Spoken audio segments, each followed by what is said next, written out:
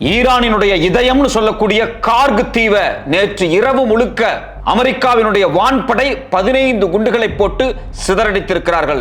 ஈரானினுடைய 90% petrol ஏற்றுமதி அந்த தீவிலிருந்து தான் நடந்து கொண்டிருக்கிறது. இந்த கொடூரமான சம்பவம் நடந்து சில மணி நேரத்தில் அமெரிக்காவினுடைய ராணுவ பாதுகாப்பு தலைமையகம் பென்டகன் வெளிப்படையாக ஒரு அறிவிப்பை வெளியிட்டிருக்கிறார்கள். கிட்டத்தட்ட 2500 அமெரிக்க ராணுவ வீரர்கள் நேரடியாக ஈரானுக்குள் இறங்க போகிறார்கள். அது மட்டுமல்லாமல் அமெரிக்காவினுடைய சக்தி வாய்ந்த கப்பல் படை USS திரிபோலி ஈரானை நோக்கி நகர்ந்து கொண்டிருக்கிறது. மிக தீவிரமான பயிற்சியில் அமெரிக்கா இறங்கி இருக்கிறது. ஈரானுக்கும் அமெரிக்காவுக்குமான யுத்தம் அடுத்த கட்டத்தை நோக்கி நகர்ந்திருக்கிறது. இவ்வளவு மோசமான நெருக்கடியான சூழலில் ஈரான் என்ன செய்து கொண்டிருக்கிறார்கள்? உண்மையிலேயே இந்த கார்க் தீவு எவ்வளவு முக்கியமானது? அது மட்டுமல்லாமல் அமெரிக்காவினுடைய US Indo Pacific command USS Tripoli ஏன் இப்போது ஈரானை நோக்கி நகர்ந்து கொண்டிருக்கிறது? வணக்கம், இது மெட்ராஸ் ரிவ்யூ. நான் உங்கள் சத்யராஜ். ஈரானுக்கும் அமெரிக்காவுக்கும் இடையிலான இந்த யுத்தம் அப்படிங்கிறது அடுத்த கட்டத்தை நகர்ந்துருச்சு அப்படிங்கிறது தான் நமக்கு இன்னைக்கு கிடைச்சிருக்கூடிய ஒரு செய்தியா இருக்கு. சர்வதேச ஊடகங்கள் மிக முக்கியமான பல செய்திகளை தொடர்ச்சியாக வெளியிட்டுக் கொண்டே இருக்கிறார்கள். அதுல ரொம்ப குறிப்பான விஷயம் என்ன அப்படின்னா, ஈரானினுடைய இதயம்னு சொல்லக்கூடிய மிக முக்கியமான ஒரு தீவு கார்க் ஐலாண்ட். இந்த தீவு மேல 15 குண்டுகளை அமெரிக்காவினுடைய வான்படை பொழிந்திருக்கிறார்கள். மிக மோசமான சேதத்தை ஏற்படுத்தி இருக்கிறாங்க. இந்த தீவு தான் பாத்தீங்க அப்படின்னா ஈரானினுடைய ஒட்டுமொத்த எண்ணெய் ஏற்றுமதி இருக்கு பாத்தீங்களா, பெட்ரோல் க்ரூட் ஆயில் ஏற்றுமதி, அதனுடைய மையமாக செயல்பட்ட ஒரு தீவு. இந்த தீவு எங்க இருக்கு அப்படின்னா, ஈரானினுடைய மிக முக்கியமான துறைமுகமான புஷர் துறைமுகத்திலிருந்து 55 கிலோமீட்டர் நார்த் வெஸ்ட்ல இருக்கு. இந்த தீவு எக்ஸாக்டா நிலப்பகுதியிலிருந்து 28 கிலோமீட்டருக்கு அந்த பக்கம் இருக்கு. அதாவது துறைமுகத்திலிருந்து நார்த் வெஸ்டா 55 கிலோமீட்டர், ஆனா நிலப்பகுதியிலிருந்து 28 கிலோமீட்டர் இந்த தீவு இருக்கு. இந்த தீவினுடைய சைஸ் என்ன அப்படின்னு பாத்தீங்க அப்படின்னா, கிட்டத்தட்ட 8 கிலோமீட்டர் நீளமும் அதே சமயத்தில் 4 to 5 கிலோமீட்டர் வித் அகலமும் இருக்கக்கூடிய ஒரு சின்ன தீவு.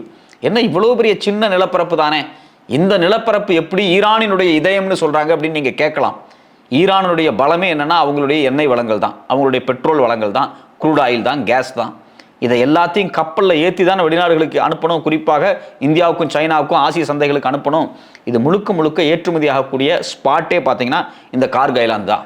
ரொம்ப துல்லியமாக நம்பர்ஸில் சொன்னோம்னா, ஒட்டுமொத்த ஈரானினுடைய எண்ணெய் வளம் ஏற்றுமதி ஆகுது பார்த்தீங்களா, அதில் 90% இந்த தீவில் இருந்து தான் போகுது. ஒரு ஆண்டுக்கு குறைந்தபட்சம் 950 மில்லியன் பேரல்ஸ் ஆயில் இந்த வழியாக தான் போயிட்டு இருக்கு. இதில் இன்னொரு முக்கியமான விடயம் என்ன அப்படின்னா, ஈரானினுடைய மிக மிக பெரிய ஆயில் ஃபீல்ட் இருக்கு பாத்தீங்களா, அந்த எண்ணெய் வயல்கள். அதுல குறிப்பாக அபோசர், ஃபொருசான், தொரோதோ இந்த 3 பகுதி இருக்கு பாத்தீங்களா. இந்த 3 பகுதியில் இருக்கக்கூடிய எண்ணெய்களை வெட்டி எடுத்து பைப் வழியாக அந்த தீவுக்கு தான் போகுது.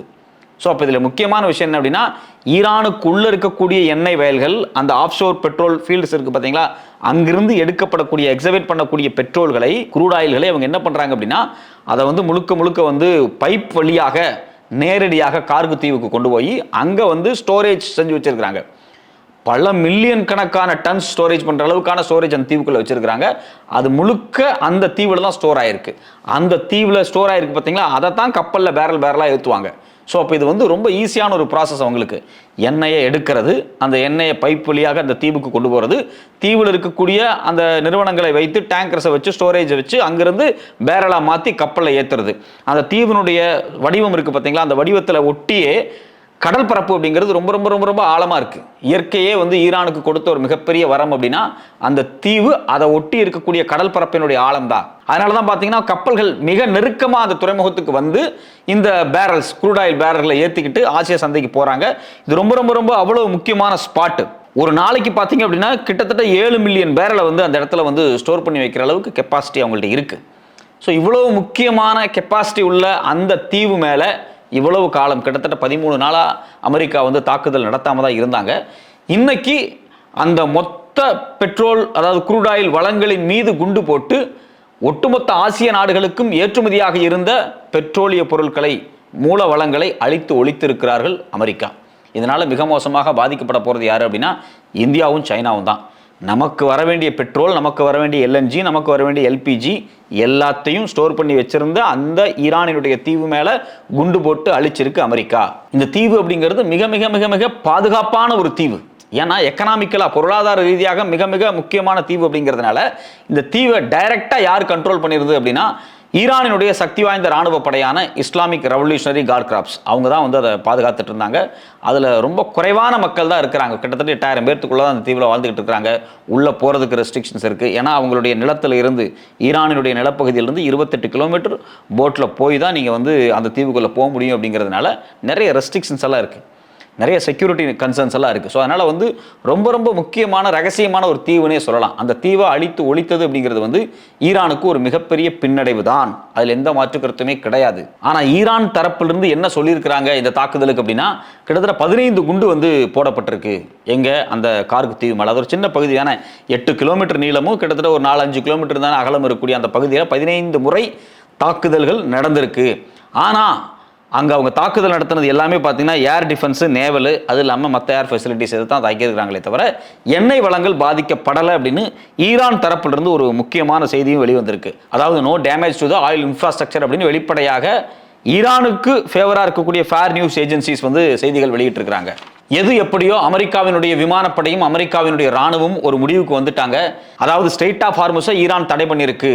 சவுதியிலிருந்தோ ஈராக்கிலிருந்தோ இல்லை மற்ற நாடுகளிலிருந்து எண்ணெய் வளங்களை எடுத்துட்டு போக முடியாத அளவுக்கு மிக மிக மிக கட்டுப்பாடோடு அந்த கடல் பகுதியை நெருக்கி இருக்கிறது ஈரான். அப்போ ஈரானுக்கு நாம் ஒரு மிகப்பெரிய நெருக்கடியை கொடுக்கணும் அப்படின்னா இந்த உன்னுடைய மொத்த எண்ணெய் வளங்களை நான் அழிக்க போறேன் அப்படின்னு சொல்லி மொத்தமாக எண்ணெய் வளங்களின் மீது குண்டு போட்டுக்கிட்டே இருக்காங்க. ஒரு தேசத்தினுடைய இதயம், இயற்கை அவங்களுக்கு கொடுத்த ஒரு மிகப்பெரிய கொடை, அந்த கொடையின் மீது இவ்வளவு தூரம் குண்டு போட்டு தாக்கி இருக்கிறாங்க. வெளிப்படையாக ஒரு கேள்வி என்ன அப்படின்னா, இந்த உலகத்தில் ஈரான் எந்த நாட்டையும் போய் வாலண்டியராக அடிச்சது கிடையாது. ஈரான் ஈராக் யுத்தம் அப்படிங்கிறது தனி கதை. அதுலேயே பார்த்தீங்கன்னா அமெரிக்காவினுடைய ரோல் தான் ரொம்ப அதிகமாக இருக்குது. கடந்த 20 ஆண்டுகளில் ஈரான் ஏதாவது ஒரு தேசத்தின் மீது போய் போர் தொடுத்துச்சா? இல்லை. ஆனால் அந்த தேசத்தை மிகப்பெரிய ஒரு தீவிரவாத நாடாக காமிக்கிறாங்க. நார்த் கொரியா இது வரைக்கும் ஏதாவது தேசத்தின் மீது போய் தாக்குதல் தொடுத்துச்சா? ஆனால் வந்து நார்த் கொரியாவை ரொம்ப மோசமான ஒரு தேசமாக ஊடகங்கள் வந்து சித்தரிக்கிறாங்க. வெனின்சுலா இது வரைக்கும் ஏதாவது நாடுகள் மேலே படையெடுத்திருக்கா அப்படின்னா கிடையவே கிடையாது. ஆனால் வெனின்சுலா ஒரு மிகப்பெரிய தீவிரவாதி நாடாக தொடர்ச்சியாக ஊடகங்கள் வந்து செய்தி வெளியிட்டுட்டே இருக்காங்க. இந்த ஊடகங்கள்லாம் யாரு? இதெல்லாம் முழுக்க முழுக்க வெஸ்டர்ன் மீடியாஸ். இவங்களுடைய நோக்கம் என்ன? அதாவது அமெரிக்காவினுடைய பொருளாதார நலன்களுக்கு யார் ஒத்து வராமல் இருக்கிறாங்களோ அவங்க எல்லாத்தையும் மிக மோசமான தீவிரவாத நாடாக காட்டக்கூடிய வேலையை தொடர்ச்சியாக இவங்க செஞ்சுக்கிட்டே இருக்காங்க. இதை காலங்காலமாக அவங்க செஞ்சுட்டு தான் இருக்கிறாங்க. முதல்ல இது மாதிரியான பொய்யான பரப்புரையை உலகம் முழுக்க செஞ்சுட்டு அதுக்கப்புறம் அந்த நாட்டு மேலே போய் அடிக்கிறது, அந்த நாட்டை வந்து பிடிக்கிறது, அந்த நாட்டினுடைய அதிபரை கடத்துறது, கொலை பண்ணுறது, இந்த வேலையெல்லாம் காலங்காலமாக செய்கிறாங்க. ஸோ இப்போ அதே போல் ஈரானை பொறுத்த வரைக்கும் இதே ஸ்ட்ராட்டஜி தான் அமெரிக்கா ஃபாலோ பண்ணுச்சு. இப்போ கார்க் ஐலாண்டு மேலே குண்டை போட்டு அவங்களுடைய மூல வளங்களை அழிக்கிறாங்க. இதை விட இன்னொரு முக்கியமான செய்தி இப்போ வந்திருக்கு. என்ன அப்படின்னா, அமெரிக்காவினுடைய நேரடியான இராணுவம், அதாவது பென்டகனுடைய செய்தி. பென்டகன் அப்படிங்கிறது அமெரிக்காவினுடைய டிஃபென்ஸினுடைய முக்கியமான தளம்.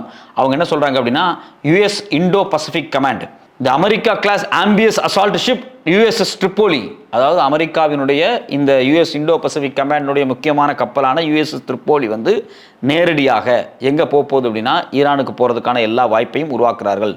இதில் குறிப்பாக கிட்டத்தட்ட 2000 2500 அமெரிக்காவினுடைய இராணுவ வீரர்களை மிடில் ஈஸ்டில் இறக்க போகிறாங்க. நேரடியாக ஈரானுக்கு உள் இராணுவ படைகளை இறக்குவதற்கான முயற்சியில் அமெரிக்கா தீவிரம் காட்டுகிறது. அப்போ போர் ஒரு மோசமான சூழலுக்கு நகருது.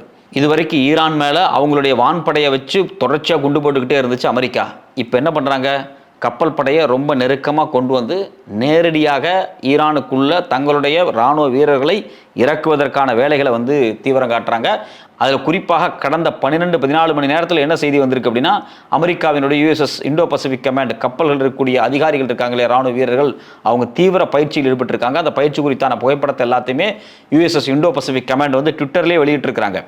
Sailors aboard the USS Tripoli LHA-7 conduct a live fire exercise March 12, 2026. அதாவது 2 நாளைக்கு முன்னாடி பண்ண இந்த எக்ஸைஸ் குறித்தான புகைப்படங்கள் இப்போ தான் வெளியே வந்திருக்கு. ஸோ அப்போ ஏற்கனவே அவங்க முடிவெடுத்துட்டாங்க, முதல்ல போய் கார்க் ஐலாண்டை அடிச்சு நாசம் பண்ணிட்டு அதுக்கப்புறம் யுஎஸ்எஸ் ட்ரிப்போலி அந்த அதிகாரிகளை வைத்து கிட்டத்தட்ட 2000-3000 இராணுவ வீரர்களை நேரடியாக ஈரானுக்குள்ளே இறக்கிறதுக்கான வேலையை செய்ய ஆரம்பிச்சிருக்கு அமெரிக்கா.